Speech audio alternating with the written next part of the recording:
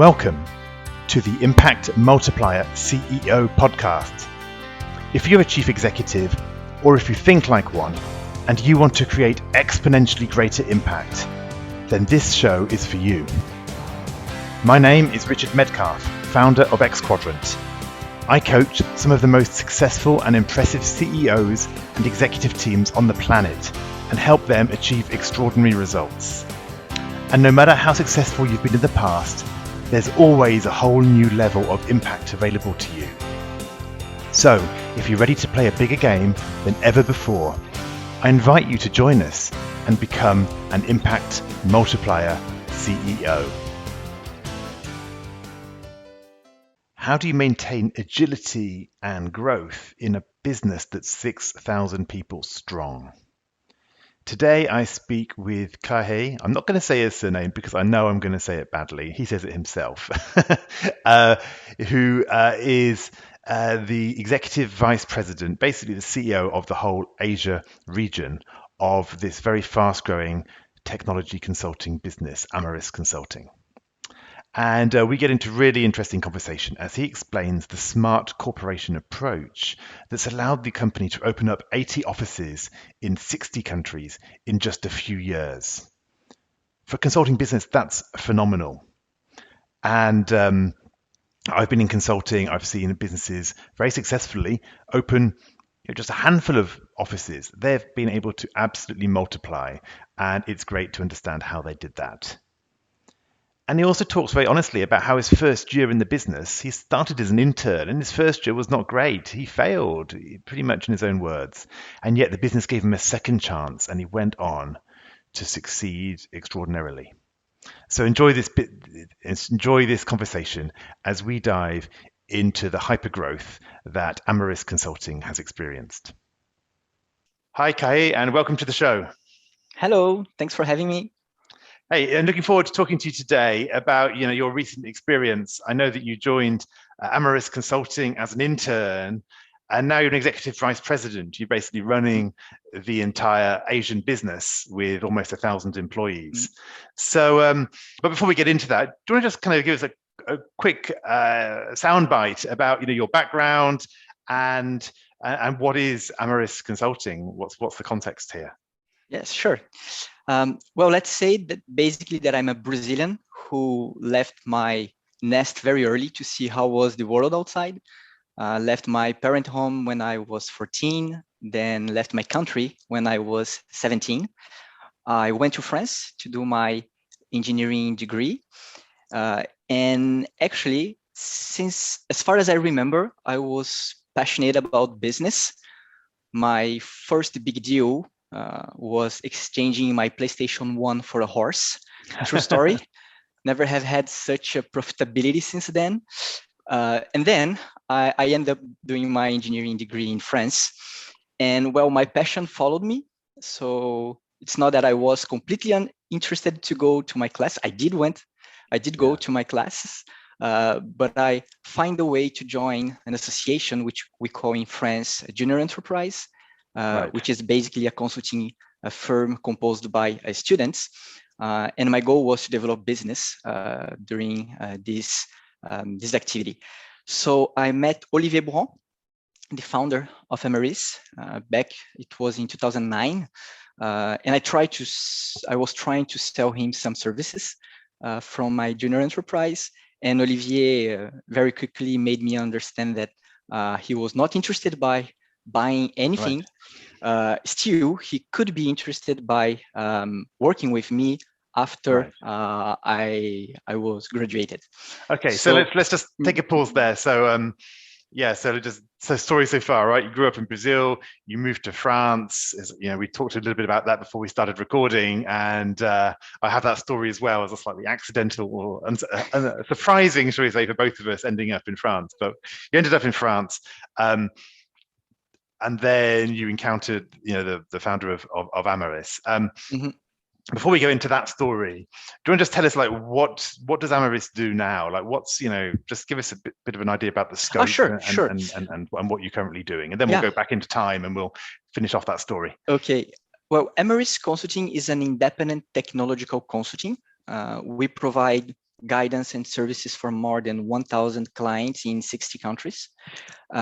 We have today more than 6,000 talents working with us, and we basically have activities in 4 business line, which is IS and digital, engineering, telecommunication, and life sciences. Basically, this is the activity of the company. Got it. Okay, so you got, so 6,000 people, these 4 main technical areas. Yeah, and it sounds like it's a really global business, right? Yes. You've got, I guess, in multiple geographies. Definitely. Yes, this is actually part of our strategy since the first days of the company. We were created to go global, and we have what we call internally a smart corporation approach.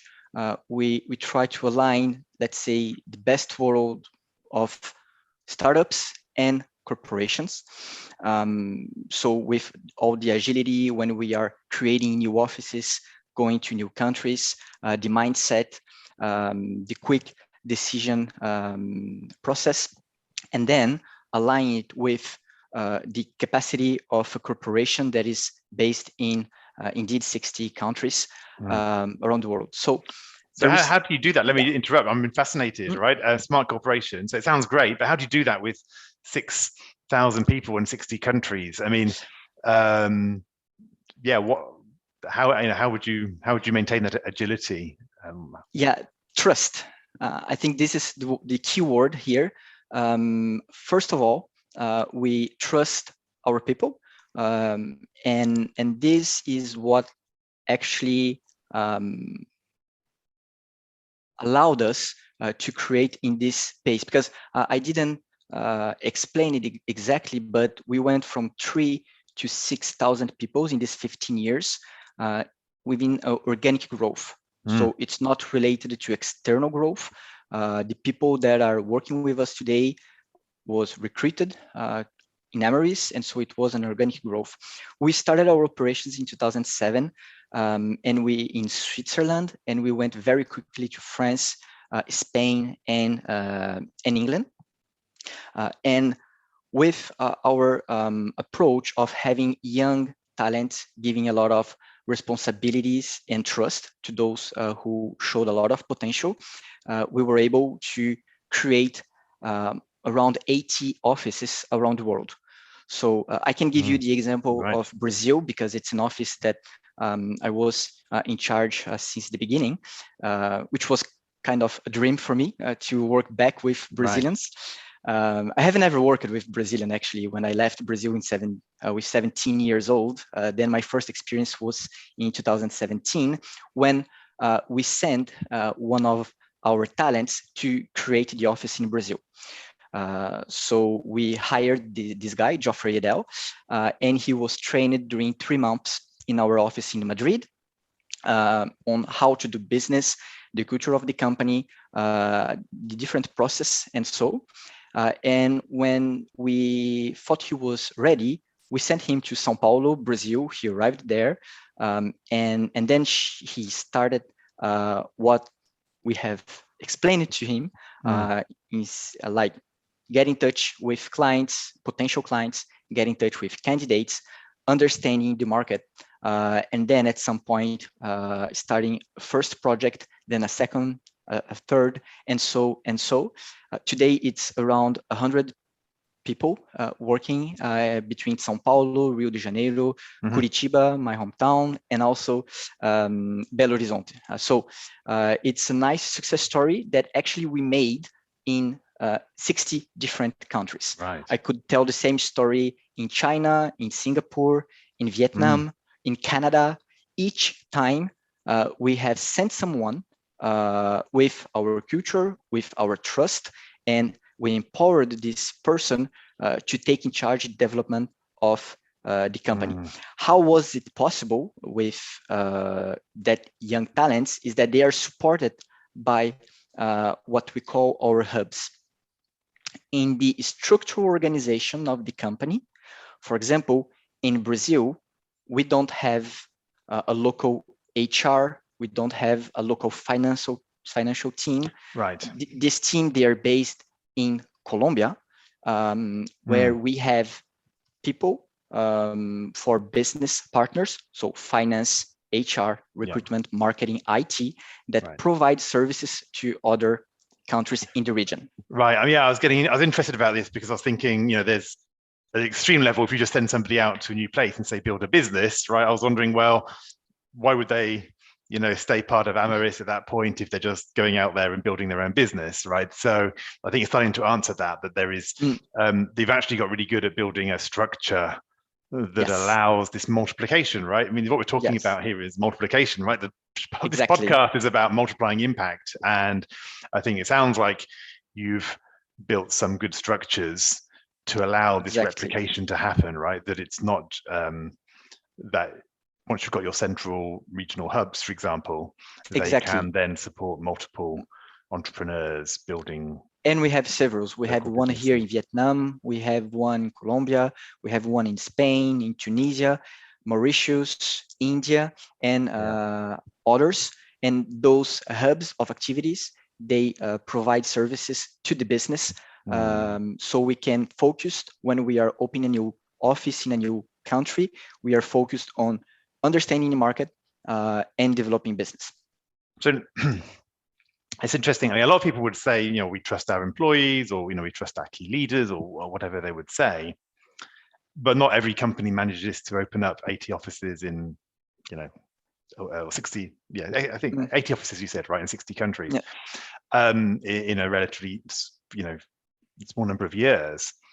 So what do you have to believe as a company to make that shift? It's not just because we show our values that we live with them, but value should not be just a marketing tool. When we say that our values are performance, independence, trust, boldness, commitment, it's really what we live for. And I think that the leadership of the company has a very important role to play. I used to tell to my teams that a company with a vision but no actions living the dream, when a company that has a lot of actions but has no vision lives in a nightmare. So the whole thing here is being sure that the vision of the company is there and are embodied by the leaders. And then we align the whole strategy and action plans of the company with dashes. And then the actions of our teams will nourish the vision of the company. And then you enter in a positive cycle in which you have vision, action, action, vision, vision, action. And so things work together. But it's very difficult because it's a matter of culture and we need to embody it.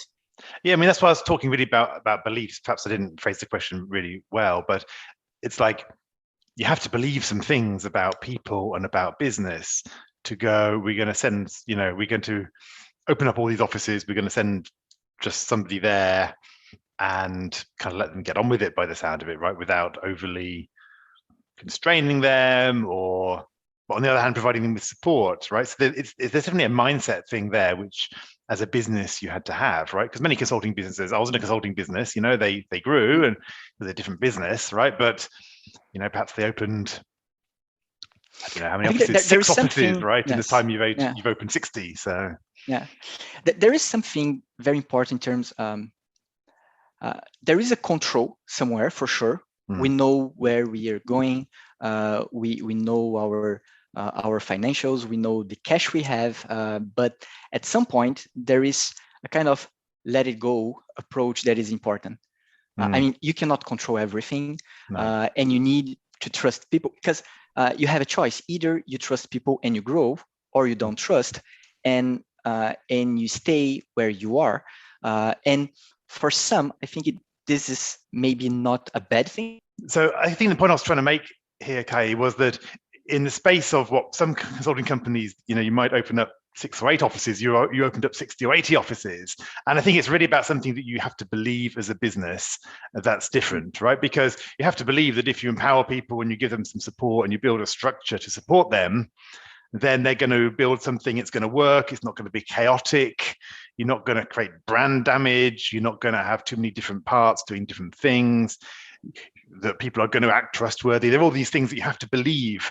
So I was wondering, what specifically do you think was that mindset that allowed you to, or even some of the controls that you put into place to allow the business to feel confident to grow at such a speed? Yes, I think that there is in some point you need to let it go. That doesn't mean that we don't control, that we don't master our process, that we don't know what we are doing. We know that we have, let's say, a very good recipe, that we know if it's applied, it will work. So we trust our coaching approach, we trust our training sessions as well, and then we trust our people for sure. But it's not just like I hire someone and I send to the other to Thailand, and I expect that he or she will be able to build a business. First, I need to give the example and to explain how to do. So I think first, if you want to really trust people, you need also to coach them to be sure that they will do a good job. But at some point, you cannot control everything, and you need to let it go, because if you don't let it go and you want to control everything, well, you won't grow. If you want to grow, you need to let people do this growth as well. It's not a, let's say, a one-man company. If you want to scale and go to thousands of people, at some point, you need to trust the job that they will do. It's Richard here with a quick interlude. As part of my coaching and advisory work, I often work with leaders who have recently taken on the CEO role. It's a big leap from the comfort zone of functional leadership or business unit management. And it opens up a whole new set of stakeholders, pressures, decisions and responsibilities. I found that there are 3 key things that will make a huge difference in those first quarters.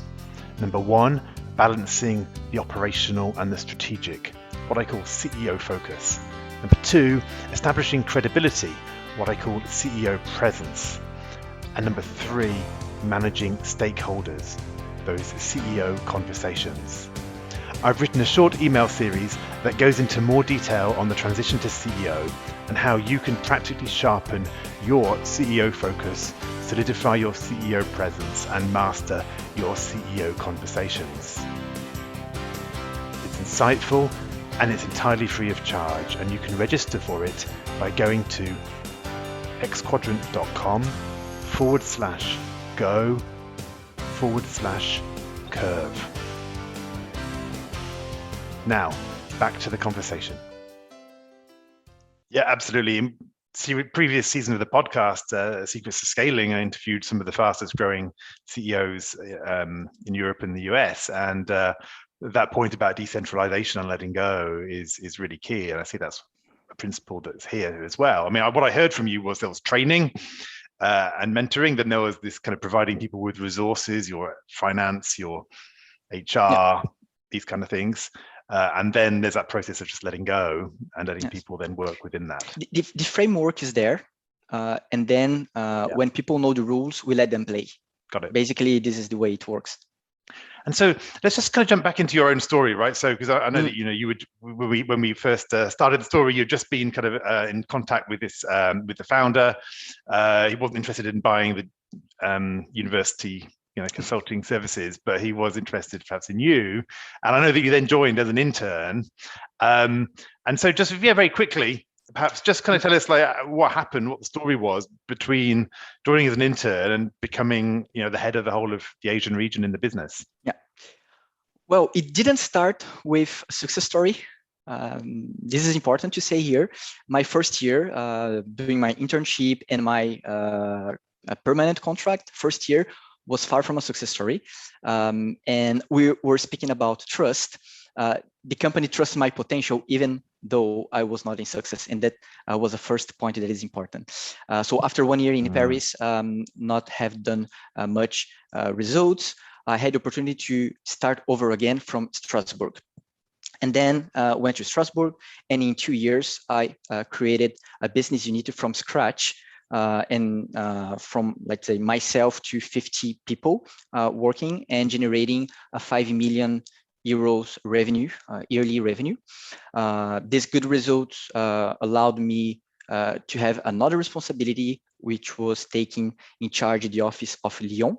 At that time, it was 2016, we had 80 people working in Lyon. 3 years after, we were around 300 people working in the office and generating more than 20 million yearly turnover. And between 2016, 2019, I had different opportunities in terms of taking the responsibility over Switzerland, south of France. As I told you, I created the office in Brazil.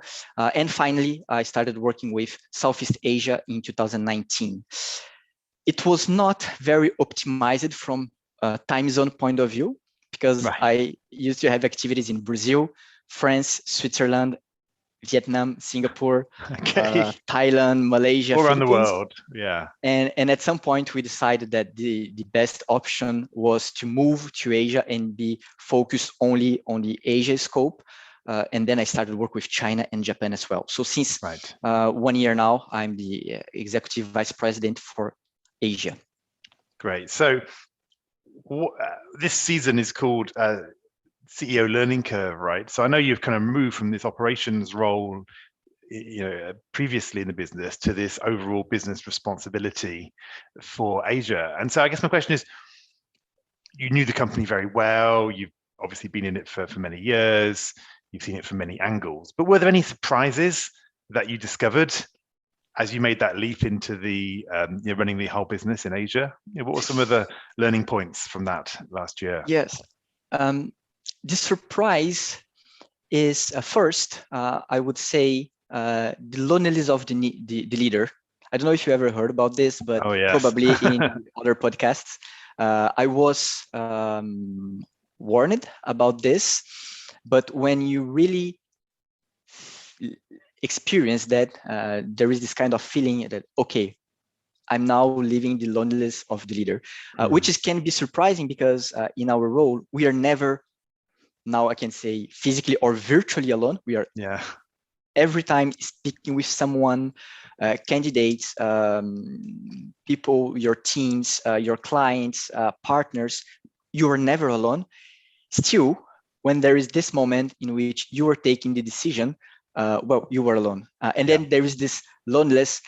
You are part of the team, but you don't feel like being the teammate. Yeah. I don't know if I can put this in the right words, but is this feeling about loneliness in a role that is surrounded by hundreds of people? Yes. Yeah, absolutely. Because everybody's got a place in the system, right? They're all relying on you for something or counting on you for something. And so exactly. There's never neutral, right? yes. Even if they're, your boss, your colleagues, your reports, your customers, there's always there's always a part of the system. And so how have you dealt with that? Have you kind of come up with any ways to kind of get through that when you're making decisions, for example? Yes. More than just making decisions is also when you need to share. I think this is very important. A solution for me was to find like my buddies in the company. I would say you need at least 1, 2, not more than 3, but people that you really can count on and share your difficulties. Don't need to be ashamed. We all went through difficulties and this, well, it's not very easy. So you need to share with people, because the problem is that when you are in a leader role, if you think that you need no one else, that you can always handle it alone, well, this is very tough and very heavy. So I would say no need to be obligatory someone in your team, but someone in company that can be your buddy in a way. Got it. Yeah, it's a great advice. Finding somebody that you can do that. It's interesting. I've seen it from various angles. Often when I'm working with leaders, they share that. It's like, well, at least Richard, you're somebody who's a fresh pair of eyes on this. And then also one thing I've done in my business, which is, I have a community of CEOs in different but related sectors.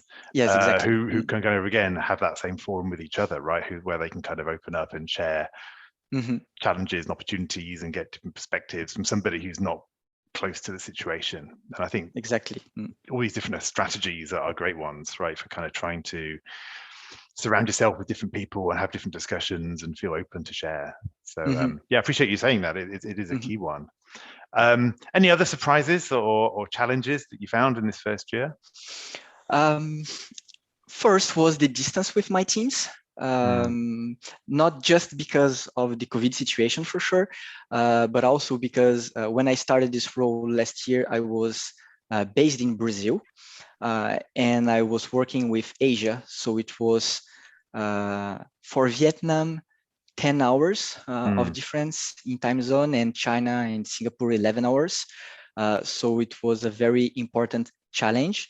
Well, I was waking up very early in the morning, but still I need to push as hard as I could the concept of working remotely. Right. Not just because of the distance itself, because we actually were always used to work remotely. I told you since 2007 we are opening a lot of countries at the same time, so we were like actually native digitals since the beginning. So it was normal for us. But when I was in Brazil working with my teams in Asia, it was not just the distance, it was the time zone as well. And then how, from a personal point of view, how to endure it, how to keep your life not working from 2 a.m. until well. So how do you do that? How do you maintain balance when you've got so many time zones? Imposing limits to myself and to my co-workers. And I used to wake up very early. Well, it was around 4 a.m.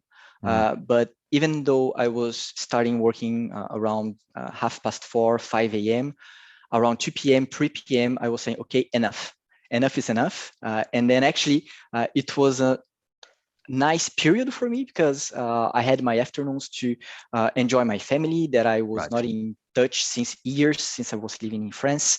And so it was kind of 10 months, very interesting from even a personal point of view, but a real challenge to, how to create links and bonds between you and your teams working remotely, but in a extreme way, let's say.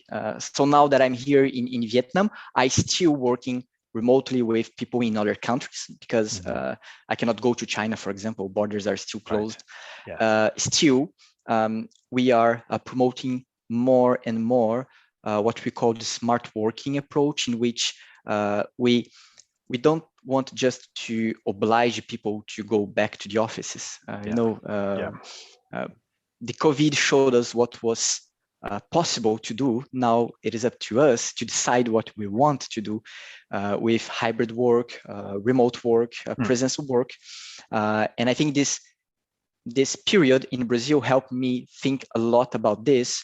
And I'm deploying a lot of projects today that help people stay committed and having the sense of belonging with the company, even when they are working remotely. Perfect. Let's change gears just for the sake of time here. I'm going to ask you a few of our favorite quickfire questions. So just, quick off the top comments here. Always interesting. First, what's your favorite quote? What's a motto that inspires you? Do you know this one? Every adversity carries the potential of a benefit. Okay. Yeah. This is mine. Yeah. Nice one. Okay.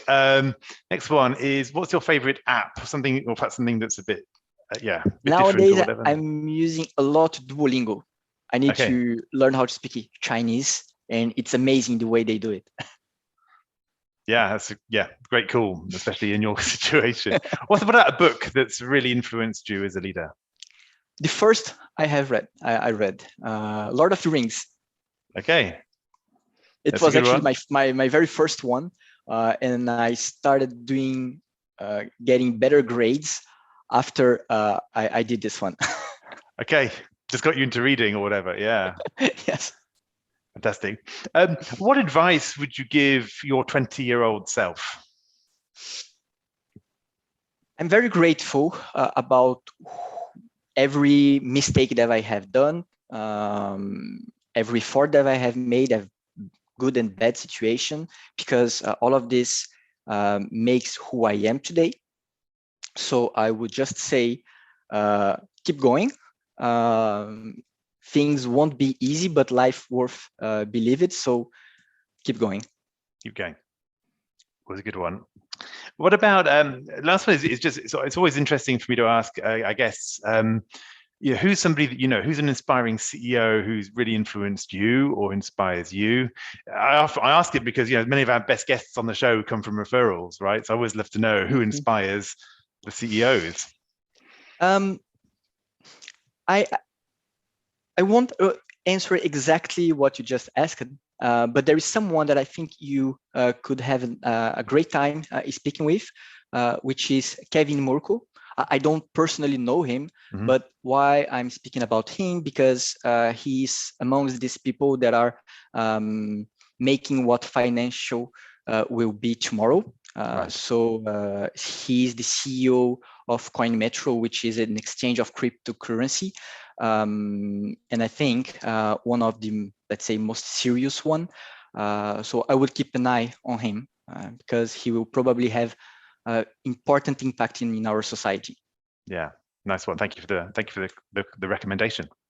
So Cahê, before we close, I always love to think about the future and take us into the future. So no matter how much we've achieved, there's always a next level to get to, and there's always a stretch, right? So the first question is, where do you go from here as a business, right? What would you love to accomplish in the Asian business over the next couple of years? We have a very precise plan for the next 3 years to reach that more than 1,000 constants working here in the different countries. And we aim to be the local champions in every country in which we are. So I can give you 2 examples of excellence in offers that we are developing right now, and you probably hear about this in the next future. First is our excellence center in automotive sector in China. There's something very interesting happening there. China used to be the factory of the world. Now they are also the R&D of the world. So when it comes to electric vehicle, they are years ahead, and there's a lot of things. And we are known as an important player in automotive sector in China with offers like infotainment. Your mobile phone today is not just a phone, it's a platform. Yeah. Or your car tomorrow will also be a platform and not just a car anymore. It's already happening. So this local champion in automotive sector in China mainland. And for Southeast Asia, we have a digital factory, main in financial and insurance sector, and will be 100 developers in the 3 next years developing digital tools for financial sector here in Southeast Asia. So basically, this is the goals, and we have this roadmap until 2025. Fantastic. Sounds like some really great projects that are, more than individual consulting assignments. There's some real kind of infrastructure that you're building there in the region. Cahê, what are you going to need to do differently yourself to hit your next level as you do all this, right? There's a lot of change, and it's easy to be in our comfort zone when we're doing well. We're obviously doing very well, but what's your stretch going to be? After these last 2 years working remotely, being very focused on the performance of my teams, now that I'm finally here in Asia, it's time to go to see the external world much more than what I have been doing since. Now we were speaking about the loneliness of the CEO. Get in touch with leaders of other companies is something very important. And so far, I didn't do it that much. So I will need to change that for the next years to go to the next level for sure. Yeah, perfect. So, Cahê, last question is if people want to find out about you or about Amaris, how do they do that? You can try to join me in LinkedIn, very easy, Cahê Kuczera Toporowicz, or even easier, going to amaris.com or our LinkedIn account, and we'll be more than glad to answer. Perfect. Well, hey, Cahê, it's been a great discussion with you. Thank you for sharing. It's really interesting how the company has scaled, how it's created this approach that has allowed it to replicate itself in different parts of the business. And it's been fantastic to hear how you managed to exchange your PlayStation for horse as well. So do appreciate the fascinating chat, and stay in touch. Many thanks. Thank you very much. Bye-bye. I hope you enjoyed this conversation. Now let's talk about you. When you're in top leadership, when you're in the biggest role of your career, who supports you at a deep level as you lead others? Who helps you multiply your impact and get to the next level? If you're ready to learn more about our content, our coaching, and our community, then visit us at xquadrant.com.